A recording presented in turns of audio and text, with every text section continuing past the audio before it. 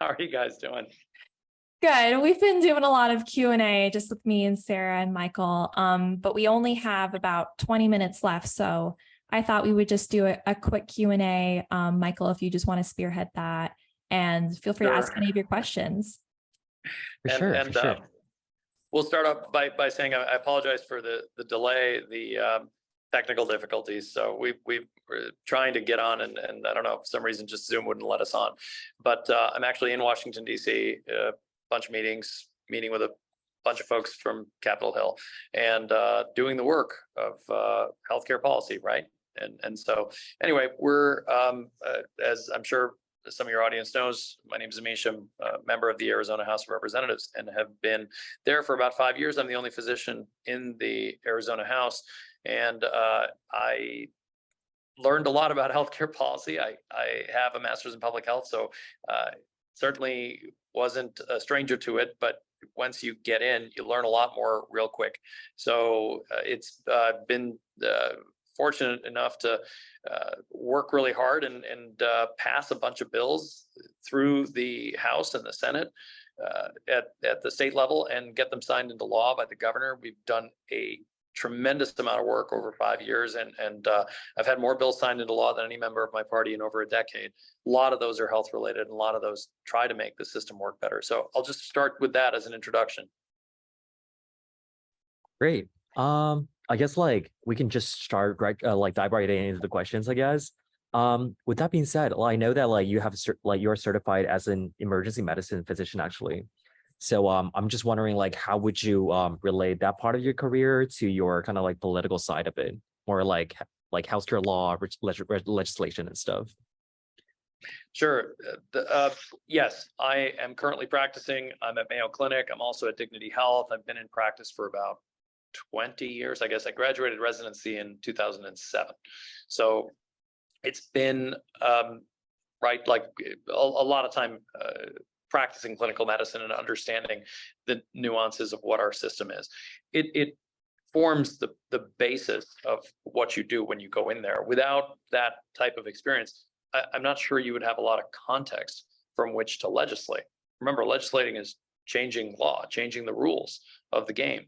And you're not going to feel comfortable doing that unless you've had a decent amount of experience, lived experience in the world that you're trying to change, in this case, healthcare. Great, thank you so much. Honestly, I think I definitely agree that like you must have those firsthand experience before you know like what precisely is going on. It's more so like you were putting yourself onto the key opinion leader position before you were actually like, you know, advocating for more. Yeah, with that being said, I guess like the next question, one of our attendee was asking that like, how did you get a policy job after and starting out after practicing as a physician? Well, well, when you say policy job, you mean how did I get elected? I Yeah. went to, I had been working all over the state, started to understand that while I could treat people within the four walls of the emergency department everywhere I went, and I felt very confident doing that after many years in practice, really nobody was stepping up to change the system. The system determines, or politicians and public policymakers determine what comes in through the front door of your ER, right? And so if nobody steps up to sort of take some responsibility for that, now we're at a place where we have people making policy that may not understand exactly what our world is. So it was part of the reason I decided to step up and run for office for the first time in 2017 for the 2018 cycle. So that, and healthcare has always been a centerpiece of my platform, right? So I always talk about how it's important to me that we get universal healthcare in this country. That's just me, that's my opinion. I believe that everybody deserves that level of access. So from my perspective, talking to voters about that, when I decided to jump into the political space, it was running for office, running for the Arizona House, and I had to talk to voters about a clear vision about what that would look like. And I have.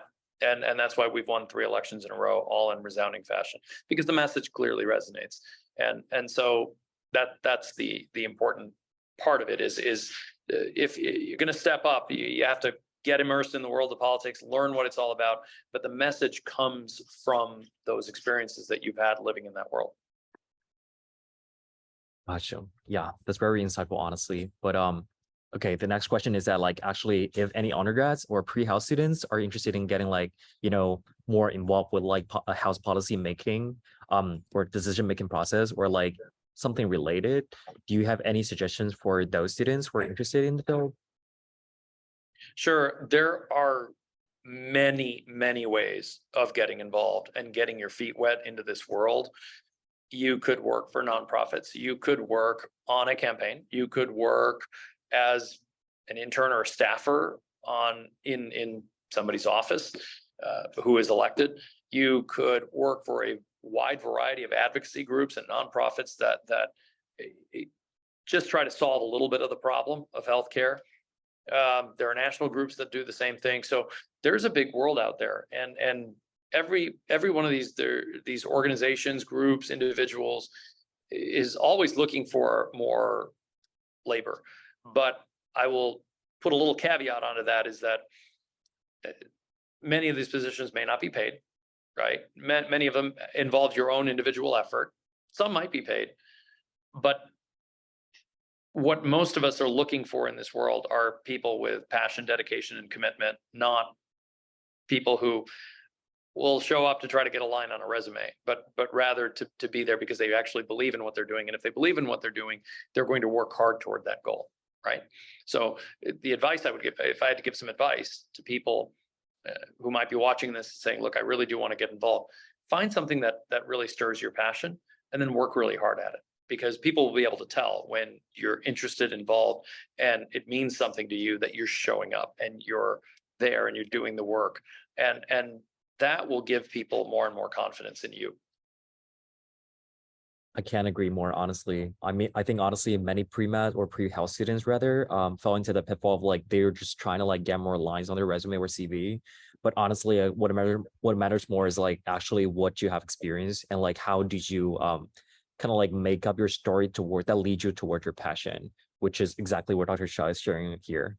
Okay, with that being said, our next question, I think Rachel, I'm sorry if I pronounced your name wrong, but she's asking like what bills or recently, my guess, that are passed that you are most proud of, like that you're aware of, I guess, from your perspective. Sure. Over the last 5 years, there have been multiple ones that I'm super proud of in the healthcare world. Those who may have more experience in the healthcare field, maybe you have parents or maybe you've been a patient, know what prior authorization is. It has become a really horrible, contentious issue for healthcare workers all over the country. And so what that means is when you go and you need an MRI and your doctor orders the MRI, the insurance company will require prior authorization, meaning that they have to say okay to paying for it before you actually go and get it. That system was very bureaucratic, overburdened, and caused delays in care for patients. One of my bills streamlined prior authorization in the entire state by cutting down the amount of paperwork and the back and forth that has to get done in prior authorization. That was huge for a lot of physicians and made a really big difference for patients' lives as well. He had some doctors hiring multiple people to just try to keep up on paperwork. I had this one guy, his son had muscular dystrophy. He showed up to me and says, I am sitting here filling out paperwork for my doctor because he doesn't have enough staff to keep up. So this will make a big difference in his life. Another one I passed that I'm super proud of, non-retaliation against healthcare professionals. If you report a patient safety concern up the chain appropriately where you work, you'd think that people would want to address those concerns. Instead, some places, people retaliated against the healthcare worker and they said, we're going to get rid of this person because they're a troublemaker. That is problematic. So we passed a bill preventing that from happening and protecting basically whistleblowing behavior. If you're seeing patient safety concerns, that shouldn't be. This year, I had a bill that I'm very proud of. I'm a Democrat. I work with all of the Republicans down there, and I had many of them on board with my bill to expand Medicaid to include preventive dental in the state of Arizona.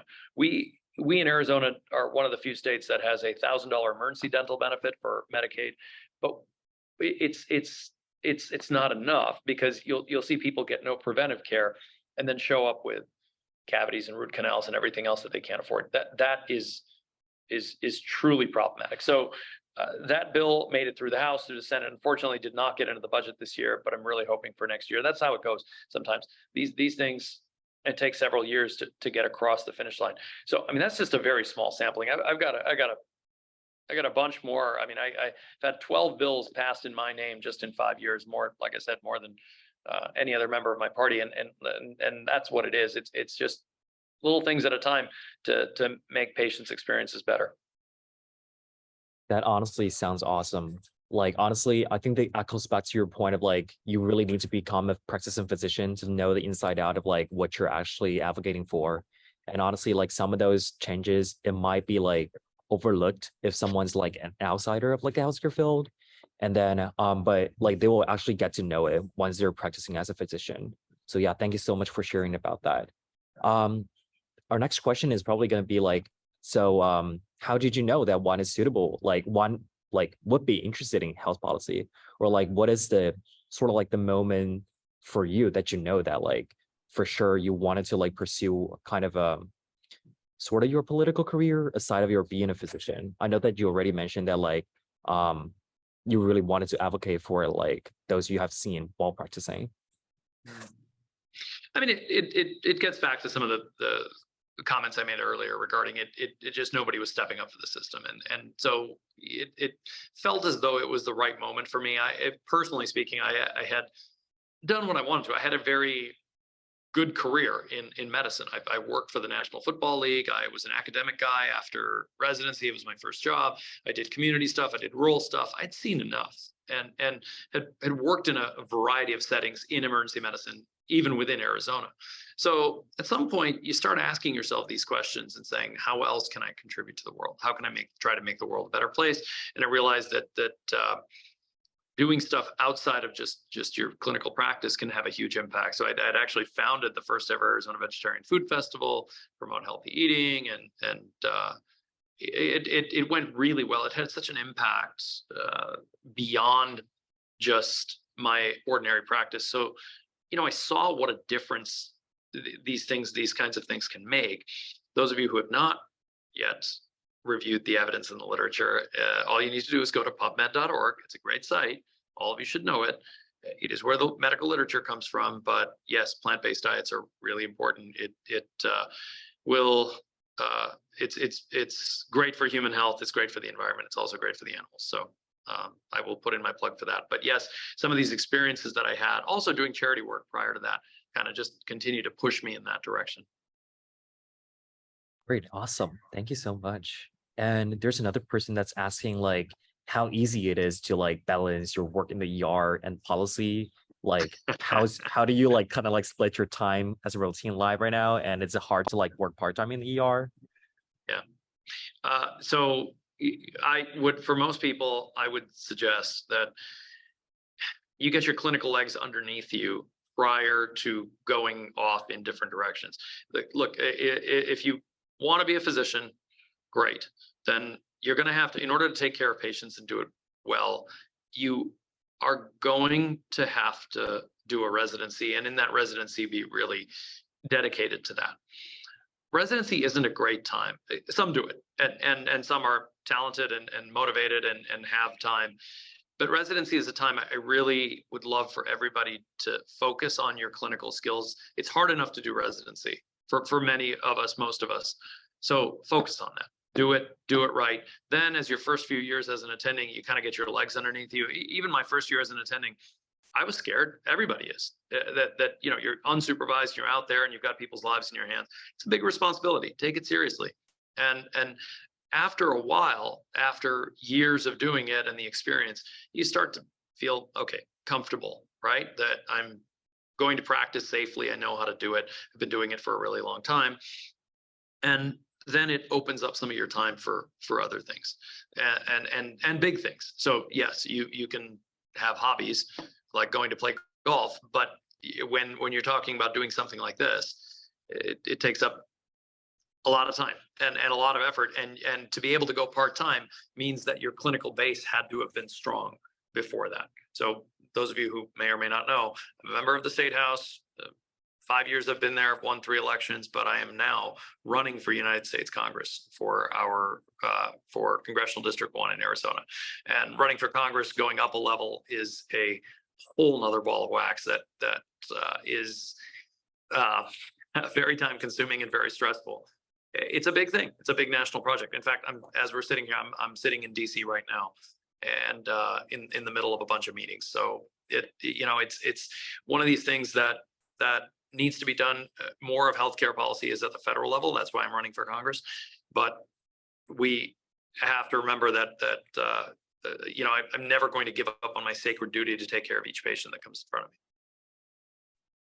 Again, I just want to take the time to like appreciate that you can spare basically this time basically to speak with us, even though you're like in the middle of like a bunch of meetings. I'm sure you must be busy. And I'm just wondering, like, in like further to that, once you're elected to Congress, what do you envision to be your kind of like work split between like the healthcare side and honestly like the Congress side? Really great question. We'll see. One day at a time. We'll wait until we're elected and talk about it at that point. But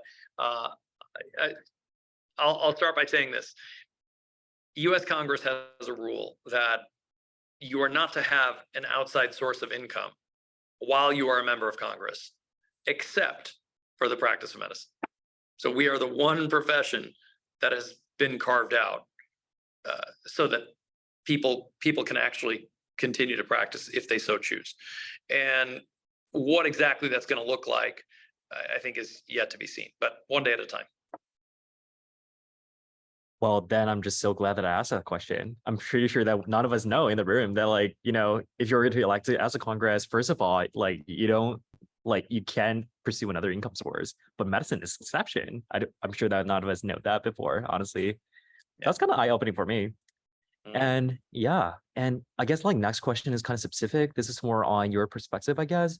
But like, I'm sure that like as pre-health students and you as a practicing physician, we for sure know that like under the current circumstances for today's like healthcare system, many people just die before they even reach to the emergency room, basically. And I guess this person is just wondering like, what efforts have people been putting to on the house policy making side, and what's your perspective on like how do we proceed from here in regard to that? So I want if you could clarify the question for me a little bit. Are you alluded to the fact that people are coming to the emergency department and having bad outcomes? Is that what you were alluding to, or did I mishear you? I'm pretty sure it's just like how do we kind of like shorten the turnover time from like on scene to emergency room, so the designated care? Oh, are you talking about more like EMS? I'm pretty sure that's what this person is alluding to. Yeah. I guess is it in the chat or it's in the Q&A function. I guess let me just take a look here and see if I can find the Q&A function. I'm not seeing. So hold on for a second. Should be just a button at the bottom. Yeah, let's see. Oh, how many people do you believe die each year? Yeah, is this it? Because they cannot reach the emergency room on time. I don't know. I would have to defer that question. There are stats that every EMS agency keeps on the number of calls they go on, how many of those calls result in a transport to the emergency department, how many people die en route, all that other stuff. Remember, if they do go through some cardiac arrest or whatever, where they die en route or on the scene, that is, they have protocols for all that. So I think those are stats you could probably look up, but I don't know off the top of my head. Yeah, that's honestly a kind of a specific question. And basically, since we are in interest of time, I'm pretty much sure that like we should be basically wrapping up at this point. But again, Sure. like thank you so much, Dr. Shah, for your time today. And yeah, really, really thank you for like introducing us to this really alternative potential side career paths or maybe full-time career paths that one can do when they're pursuing a career in medicine. And do you mind like sharing with your maybe perhaps the best way to reach out to you if people have any questions for you? Oh, sure. It's you can probably just if you go to my website, it's I think Alexia posted it on the thing, Amish for Arizona, AMISHFOR Arizona.com. If you just go there, there's a thing you can put your email in there. We should have, there it is, and we've got an email, phone number, contact, all that stuff, so you can reach out through there.